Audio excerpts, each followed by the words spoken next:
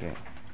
Muna, ang pagbantay bag Sabado, ang pagbantay bag magkaon, ang pagbantay ba og bautismo, mao ba na ilhanan nga kita luwason? Ang tubag dili. Ngano man, tinod, yes. Dili kundili pag-ila sa buhat ug pagkatao mao na iluwason sa atong Ginoo Dios. Motuo mo sa dili.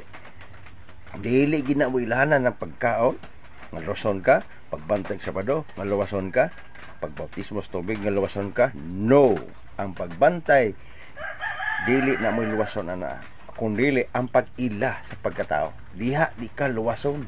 Kay kung ikaw o laing sikta, wa gani ka kabalo unsay pagkatao sa imong founder o unsay pagtao sa imong pastor, ngit-ngit pagidtas espaltong way gas. Dires pining nasod ang mong pag-ila. Sumalas na sulat 91:14, diha kalwason kanang ilhon mo siya sa pagkatao ug buhat ug kinaya. Daghang salamat. Mayong good morning.